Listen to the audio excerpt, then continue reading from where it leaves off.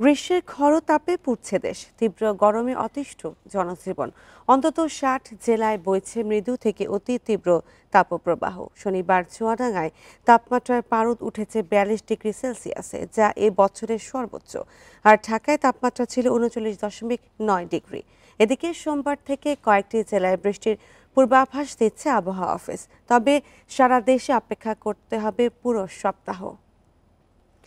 তাপপ্রবাহ নিয়ে আরো জানাতে চুয়াডাঙ্গা থেকে যুক্ত হচ্ছেন সহকর্মী মানিক আকবর। মানিক, গতকাল চুয়াডাঙ্গায় তাপমাত্রা ৪২ ডিগ্রিতে উঠেছিল। আজ তাপমাত্রার কি আভাস পাওয়া যাচ্ছে? বান্ডেল থাকলে প্রতি সেনমানিতে টাকা বাঁচবে। বিকাশ সেনমানি বান্ডেল কিনে জিতুন প্রতি লেনদেনে।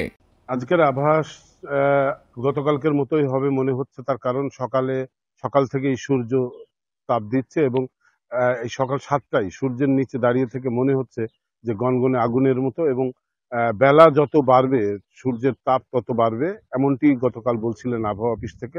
তো আবহাওয়া থেকে গতকাল যে রেকর্ডটি করা হয়েছে ৪২ ডিগ্রি সেলসিয়াস তাপমাত্রা, সাধারণত আমরা যেটা দেখি সেটা হলো সারাদিনে সূর্যের তাপের কারণে একটা অস্বস্তিকর পরিস্থিতি থাকে, কিন্তু সন্ধ্যার পর সূর্য অস্ত গেলে আস্তে আস্তে স্বাভাবিক হয়ে যায়। কিন্তু গতকালের চিত্র ছিল ভিন্ন।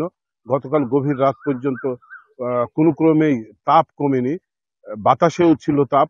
অনেকেই মনে করেন যে সূর্য ডুবে গেছে, রাতে মোটরসাইকেল কিংবা অন্যান্য যানবাহনে, খোলা যানবাহনে চড়ে একটু ঘুরে বেড়ালে বোধহয় প্রশান্তি মিলবে, কিন্তু গতকাল তাও ছিল না। তার কারণ গতকাল ছিল ভ্যাপসা গরম প্রায় সারা রাতই।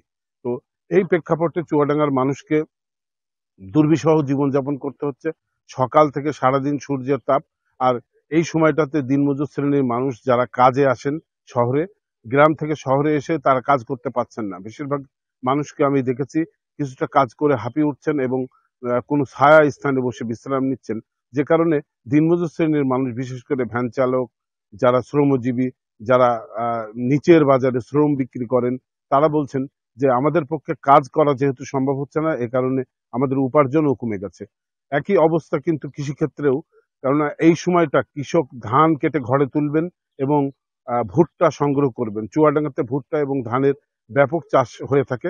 তো এই দুটি ক্ষেত্রেও কৃষককে বিড়ম্বনায় পড়তে হচ্ছে, তার কারণ তারা রোদে কাজ করতে পারছেন না।